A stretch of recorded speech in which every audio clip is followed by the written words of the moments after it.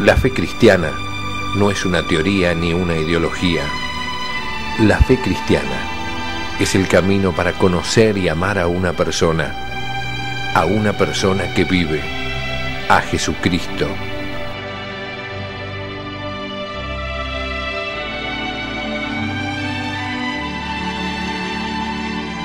La fe cristiana, un curso del Instituto de Formación Teológica por Internet que quiere ayudarte a crecer en el amor a Jesús, nuestro Señor.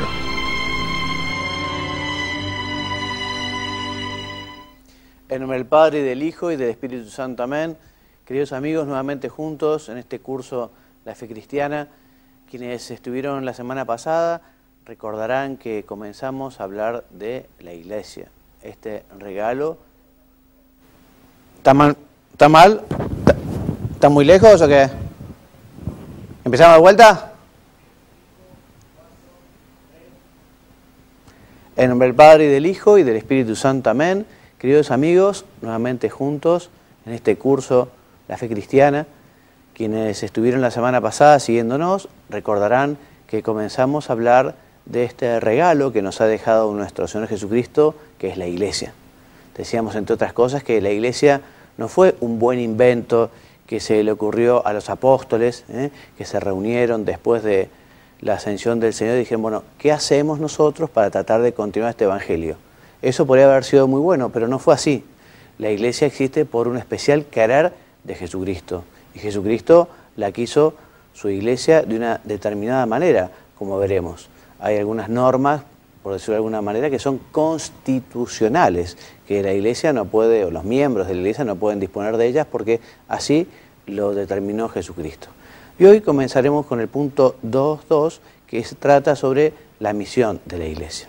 Entonces, la misión de la Iglesia es fundamentalmente anunciar el reino de Dios, anunciar la buena nueva, anunciar el Evangelio. La Iglesia tiene la misión de continuar, digamos, con esta labor realizada por Cristo, y los medios de salvación que le ha dejado a su Iglesia nuestro Señor son justamente para ayudar a los hombres a alcanzar el reino de Dios, la bienaventuranza eterna. O sea que la finalidad de la Iglesia es, por decirlo de alguna manera, vertical. O sea, la Iglesia lo que tiene que ayudar es a los hombres a alcanzar el cielo, a alcanzar la eternidad, a poder gozar toda la eternidad con el Padre, el Hijo, el Espíritu Santo, Santa María, San José y tantos santos que nos han precedido. Cuando el Señor sube a los cielos, ¿no?, en la ascensión del Señor, San Mateo nos cuenta el último testamento de Jesús, ¿no?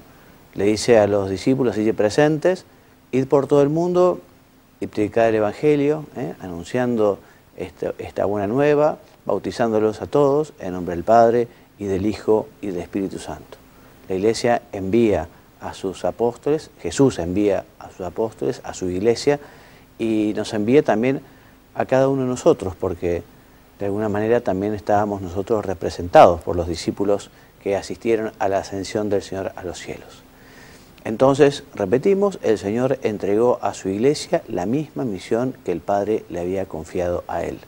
Desde el inicio, la Iglesia está llamada a ser sacramento de salvación, a ayudar a los hombres, a todos los hombres, porque la Iglesia está, digamos, por vocación llamada a llegar a todos los hombres, de todos los tiempos, de todas las razas, de todas las naciones, por eso la llamamos católica, a darle los medios para alcanzar la bienaventuranza eterna. Y este mandato misionero del Señor tiene su fuente en el amor eterno de Dios, que ha enviado a su Hijo y al Espíritu Santo, porque quiere que todos los hombres se salven y lleguen al conocimiento de la verdad, como nos escribe San Pablo en la carta primera a Timoteo. Entonces, ese envío misionero, allí están contenidas las tres grandes funciones de la Iglesia. La función profética, o el munus propheticum, que es anunciar esta buena noticia de Cristo. Cristo ha venido, Cristo murió, Cristo resucitó, Cristo nos ha salvado. El munus, o su misión sacerdotal, por la que hace efectivamente presente y transmite la vida de Cristo a través de la gracia, los sacramentos, comenzando por el bautismo, continuando también con la Eucaristía, ese tesoro que tiene la Iglesia, que es el mismo Cristo. Y el munus regali, o sea, la función que tiene la Iglesia de gobernar, que es una función de servicio, esa función de servir a sus miembros para que alcancen la santidad. Todos los miembros comparten esta misión, todos los bautizados, ya lo veremos con detenimiento un poquito más adelante, tienen esta misión profética, esta misión sacerdotal, esta misión de gobierno. Pero algunos de ellos fueron elegidos por el Señor para ejercer determinadas funciones como apóstoles o como sucesores de los apóstoles. Estos son los obispos, que forman junto con Cristo cabeza ese colegio que está llamado a gobernar la Iglesia. La Iglesia recibió de Dios esta misión salvífica en la tierra para los hombres y fue dispuesta por Dios para realizarla. Se dice que la Iglesia es sacramento universal de salvación. Recordamos que son los sacramentos signos sensibles y eficaces de la gracia instituidos por Jesucristo para santificarnos. Y la Iglesia también es un signo sensible que nos da la gracia, que está llamado a santificarnos. Entonces, es sacramento universal de salvación porque es signo e instrumento de la reconciliación y de la comunión de la humanidad con Dios y de la humanidad de todo el género humano, la unidad de todo el género humano. También decimos que la Iglesia es misterio, porque efectivamente conocemos de la Iglesia una faz, una cara, un rostro visible, que son los miembros de la Iglesia, pero la Iglesia también tiene una cara, un rostro, una faz invisible, comenzando justamente por su cabeza que está en el cielo y también por esa Iglesia también triunfante que ya goza de la Trinidad. O sea que en la Iglesia es ese misterio, digamos, que está compuesto por temas que nosotros podemos llegar a entender y comprender, tocar y ver, sensibles, pero también la realidad que es la más importante, que es la realidad sobrenatural, que es una realidad invisible, una realidad mistérica. Habrán oído ustedes que se dice que fuera de la Iglesia no hay salvación, porque efectivamente quien ha conocido la Iglesia no puede apartarse de ella. Nadie puede salvarse si habiendo reconocido que ha sido fundada por Cristo para la salvación, la rechaza o no persevera en ella.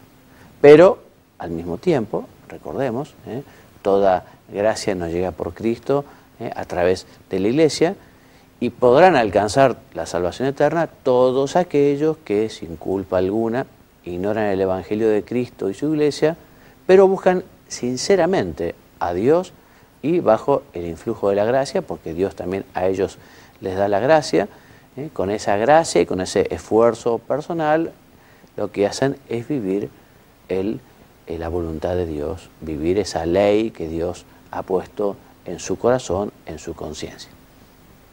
Todo cuanto de bueno y verdadero se encuentra en otras religiones, viene de Dios y puede preparar para la acogida del Evangelio. O sea que efectivamente, ya lo veremos también más adelante, otras iglesias tienen esas semillas de verdad, ¿no? Que efectivamente la llevan a la unión con Cristo y también a la unión con la Iglesia fundada por Cristo. Veremos ahora las propiedades de la Iglesia. Entonces, la Iglesia de Jesucristo se caracteriza por ser una santa, católica y apostólica. Estas propiedades caracterizan a la Iglesia y las conocemos y existen desde su inicio. También las encontramos en muchos símbolos de la fe desde épocas muy antiguas en la Iglesia. Son un don de Dios, la Iglesia es una y es santa, católica y apostólica porque Dios ha querido hacerla de esta manera, porque Dios le ha dado esta gracia, este don, y tiene estos dones justamente para cumplir su tarea, que como decíamos hace un momento, es esa misión, continuar la misión de Cristo en la tierra. Entonces, primero, la Iglesia es una. La Iglesia es una porque su origen y modelo es la Santísima Trinidad. También es una porque Cristo, su fundador, restablece la unidad de todos en un solo cuerpo. Porque el Espíritu Santo une a los fieles con la cabeza que es Cristo. Y esta unidad se manifiesta en que los fieles profesan una misma fe, que es la fe, es justamente creer en lo que Dios nos ha revelado, porque nos lo ha revelado, una misma fe, celebramos unos mismos sacramentos, estos 7 sacramentos que nos ha regalado Jesucristo, porque estamos unidos en la jerarquía, una jerarquía que también existe por un querer divino, y también tenemos una esperanza común y una misma caridad. Ese mandato de amar al prójimo como Cristo nos ama, como Cristo nos amó. La Iglesia subsiste como sociedad constituida y organizada, esa fase o esa faceta o esa parte de la Iglesia que es visible, es sociedad constituida, que está gobernada por Pedro y sus sucesores, los romanos pontífices, el Papa, junto con el colegio episcopal, digamos, que lo que hacen es suceder a los apóstoles. Igual que Pedro fue la cabeza de los apóstoles, el Papa es la cabeza de este colegio episcopal, de los sucesores de los apóstoles. Entonces, solo en la Iglesia se puede obtener la plenitud de los medios de salvación, puesto que el Señor confió esos bienes al colegio apostólico cuya cabeza es Pedro. Hemos dicho que en las iglesias y comunidades cristianas no católicas hay muchos bienes de santificación y de verdad que proceden de Cristo e impulsan a la unidad con la Iglesia católica. Muy bien, y el Espíritu Santo se sirve de ella como instrumento de salvación, puesto que su fuerza viene de la plenitud de la gracia y verdad de Cristo. O sea que también estas iglesias reciben, tienen el Espíritu Santo y son instrumento, medio para ayudar a los hombres a ir al cielo. Evidentemente, cuanto más unida la verdad está, cuanto más unida a Cristo está, cuanto más cerca también de la Iglesia Católica está, serán más eficaces en estos medios de salvación que Dios ha dejado a su Iglesia, ¿no?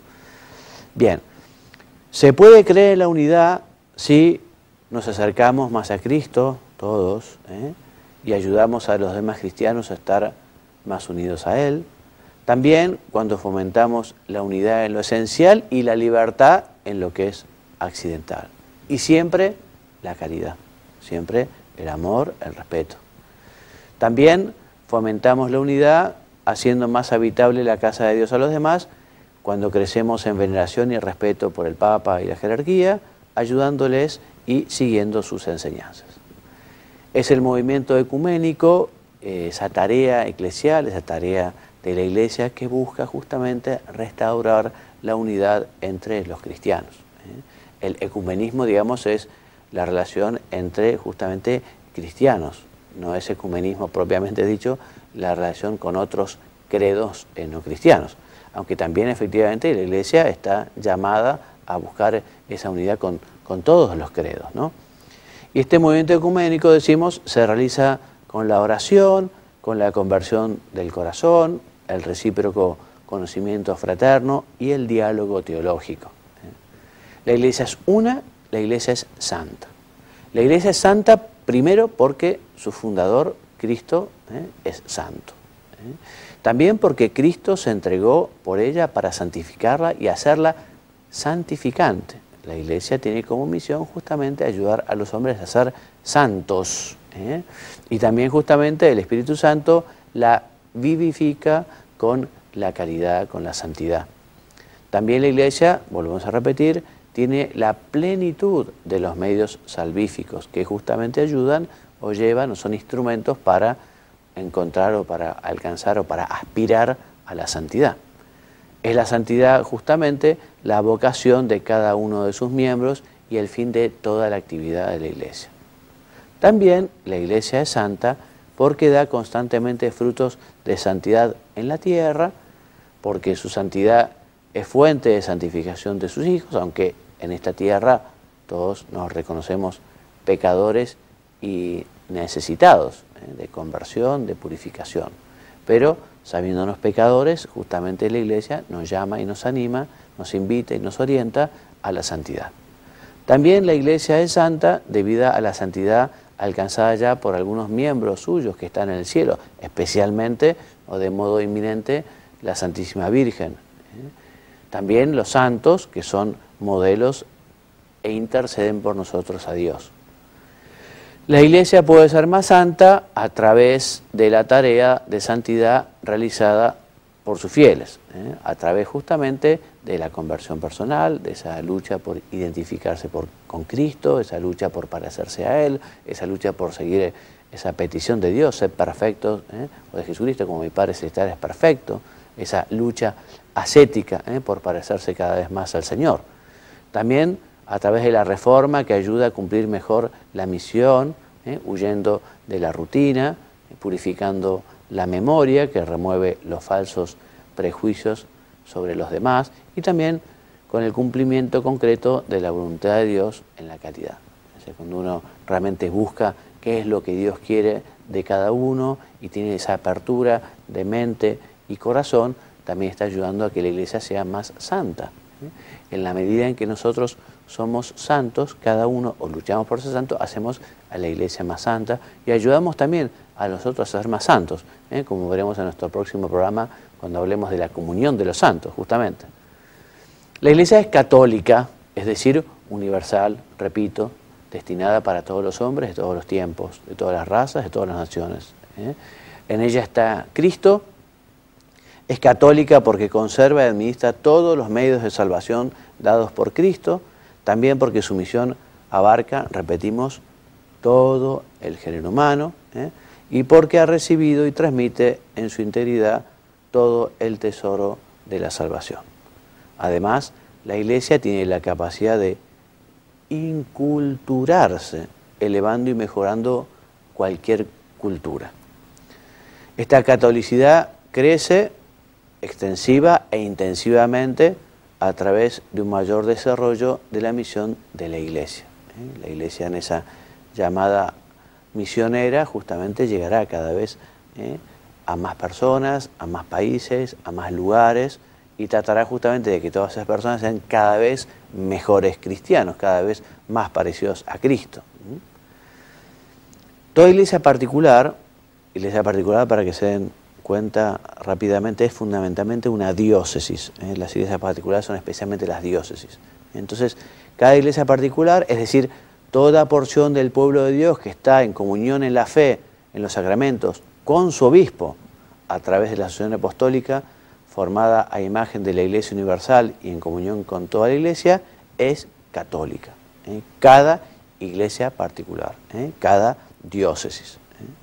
Como su misión abarca a toda la humanidad, cada hombre, de modos diversos, pertenece, o al menos está ordenado, a la unidad católica del pueblo de Dios.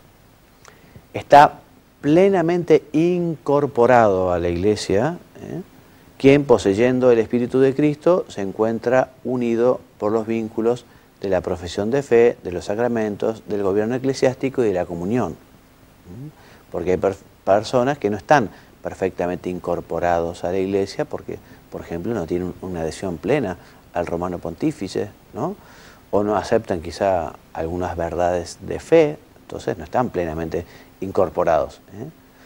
Los católicos que no perseveren en la caridad, aunque incorporados a la Iglesia, le pertenecen con el cuerpo, pero no con el corazón. O sea, aquellos que son católicos, pero que no tienen en el corazón la gracia de Dios, la unión con Dios, la unión con la Iglesia. Por eso también los bautizados que no realizan plenamente dicha unidad católica están en una cierta comunión, aunque imperfecta. Bueno, la Iglesia es apostólica. Apostólica porque justamente Cristo fundó su Iglesia sobre los apóstoles, unos testigos particulares de las enseñanzas de Jesucristo, unos testigos particulares de su resurrección.